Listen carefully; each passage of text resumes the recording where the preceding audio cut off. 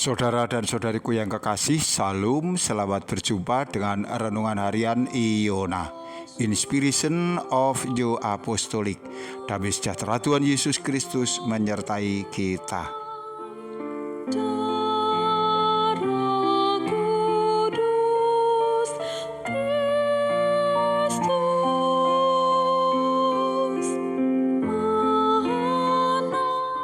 Kita akan membaca firman Tuhan dari Injil Matius pasal 10 ayat 10.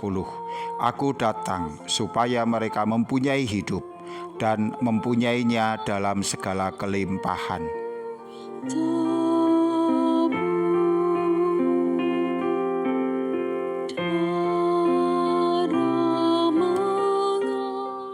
Saudara dan saudariku yang kekasih, kita sampai pada bagian 7 dari tema pernyataan Yesus tentang dirinya. Akulah pintu. Kita masih memakai judul Hidup Berkelimpahan dalam Kasih Karunia. Yesus datang dan hendak mengaruniakan hidup. Orang mungkin bertanya, bukankah kita belum mati? Bukankah kita masih hidup? Lalu mengapa Yesus mengatakan agar manusia mempunyai hidup? Hidup yang seperti apa yang Tuhan maksudkan? Saudaraku, hidup dalam pengertian teologi bukanlah hanya berkaitan dengan aktivitas tubuh yang itu ditandai dengan adanya nafas, denyut jantung, gerakan otot, ataupun respon manusia terhadap rangsangan dari luar dan lain sebagainya. Ketika manusia jatuh ke dalam dosa dan kemudian terpisah dan kehilangan kasih serta kemurahan Allah, maka sesungguhnya manusia telah mengalami kematian, yaitu kematian rohani. Sehingga boleh dikatakan meskipun tubuh mereka masih utuh dan dapat beraktivitas normal, namun pada dasarnya manusia yang telah kehilangan kasih Allah ini adalah mati. Kristus datang hendak mengaruniakan hidup. Itu terjadi saat Yesus mempersembahkan kurbannya yang agung, mati di kayu salib sebagai tebusan atas dosa manusia. Sehingga setiap mereka yang mau menerima Yesus, kini mereka kembali memperoleh hidup dalam pengertian yang sesungguhnya, yaitu baik secara badani maupun secara rohani. Sedangkan mereka yang menolak Yesus, yang tidak mau menerima Yesus, yang tidak mau percaya kepada Sang Juru Selamat, mereka hanya hidup secara tubuh, secara badani, tetapi roh dan jiwanya masih tetap berada di dalam kematian. Berdasarkan uraian di atas, kini kita mengenal 3 jenis kematian. Yang pertama, kematian jasmani. Ini terjadi saat tubuh terpisah dari roh dan jiwanya. Ini yang sering kita saksikan di dalam kehidupan kita sehari-hari. Kemudian jenis kematian yang kedua, yaitu kematian rohani. Ini terjadi saat manusia terpisah dari kasih Allah oleh karena perbuatan dosa. Ini ditandai di mana mereka tidak memiliki Sang Penebus Tuhan Yesus Kristus di dalam dirinya. Kemudian yang ketiga adalah kematian yang kedua atau kematian yang kekal. Ini ditandai dengan adanya perpisahan dari Allah untuk selama-lamanya. Yang ini terjadi setelah peristiwa penghakiman terakhir di alam barzah. Engkau bisa membandingkan pengajaran ini dengan apa yang tertulis di dalam Katekismus Gereja Kerasulan Baru soal jawab nomor 532.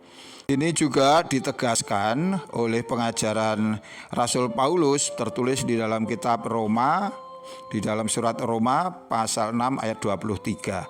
Sebab upah dosa adalah maut, tetapi karunia Allah ialah hidup yang kekal dalam Kristus Yesus Tuhan kita.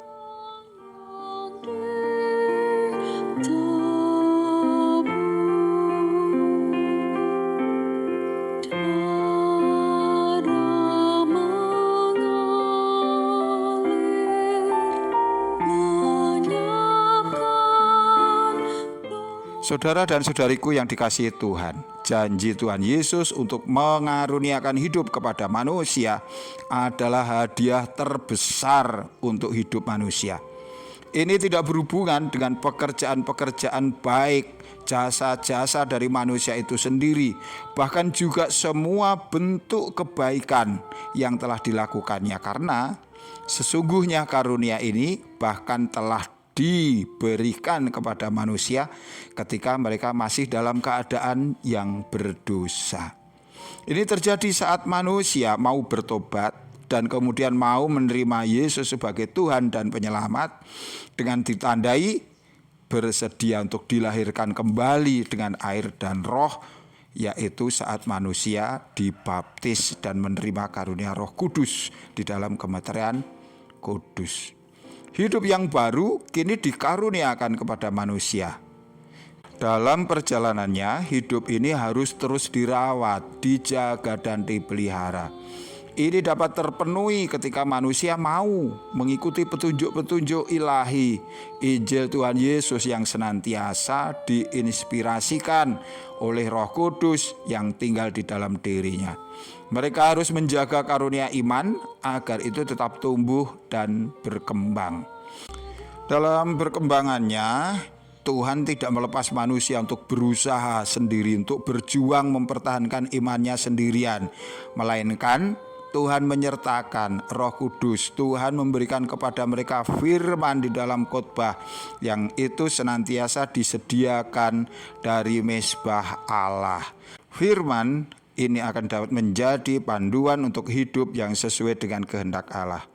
Dan juga senantiasa tersedia perjamuan kudus sebagai sarana untuk manusia terhubung dengan Allah di dalam persekutuan.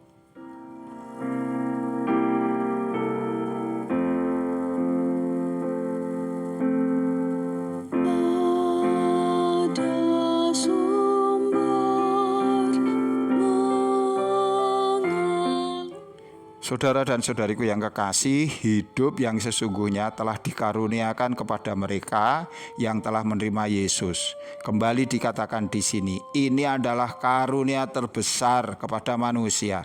Ini bukan karena jasa-jasa manusia, melainkan murni sebagai hadiah. Dasar satu-satunya dari pemberian ini hanyalah kasih karunia Allah. Maka adalah tugas manusia itu sendiri atau kita semuanya untuk menjaga anugerah kasih karunia ini agar terus ada dan berkinerja. Saya juga ingin untuk senantiasa mengucapkan syukur atas anugerah ini dengan cara patuh dan taat kepada perintah-perintah Allah. Usaha kita yang konsisten tak kenal lelah akan memungkinkan adanya pertolongan Allah untuk menutupi segala kekurangan kita, sehingga kita boleh kedapatan patut pada hari Tuhan. Tuhan memberkati kita, sampai jumpa. Amin.